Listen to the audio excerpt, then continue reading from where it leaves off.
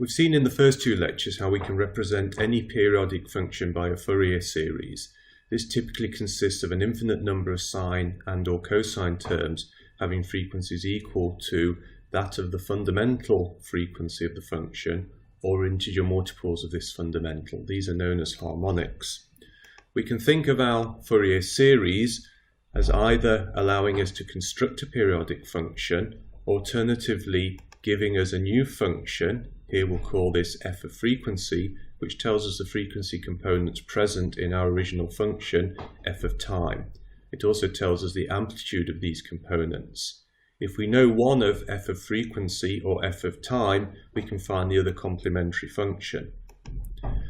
Many functions are not periodic, but we may wish to still know which frequencies are present in these non-periodic functions of time. How can we do this?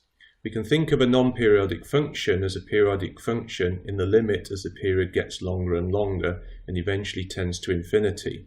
Because the fundamental frequency equals 1 divided by the periodicity, as the periodicity gets bigger, the fundamental frequency tends to 0, and also the separation between the harmonic frequencies also tends to 0. A non-periodic function, therefore, has a fundamental frequency of 0 and continuous harmonics. Hence, rather than consisting of discrete values, f of frequency now becomes a continuous function. Because for a non-periodic function, f of frequency is a continuous function, we no longer use a discrete series but an integral. This is the Fourier transform.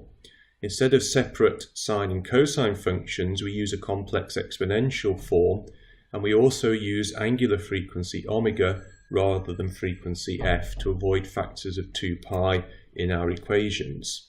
There are two sets of Fourier transform. One links omega, the angular frequency, and time.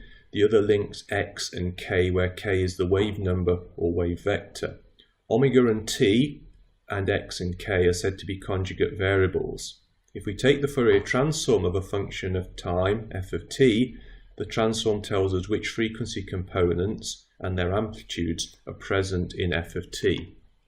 So to recap, for a periodic function we use a Fourier series. In this case, f of frequency contains discrete values. For a non-periodic function we use a Fourier transform. F of omega is now a continuous function. There are many applications of Fourier transforms. A good example is in the diffraction of light. If we shine monochromatic light through an aperture in a screen, we can define the aperture transmission by a function f of x. The diffraction pattern is given by the square of the Fourier transform of f of x. Here in f of k, k is the wave vector of the light in the direction parallel to the screen. We can also use Fourier transforms to find the frequencies present in audio sounds, voices or music. This is the basis of voice recognition and also data compression. In the following, we will use the oscilloscope to show the original function f of t at the top of the screen and the Fourier transform or series at the bottom of the screen. First, we'll study a periodic function where we'll see a number of discrete frequencies in f of frequency. Second, we will study a non-periodic function provided by some music, and we'll see here that f of omega, or alternatively f of f, is much more complex, having a more continuous form.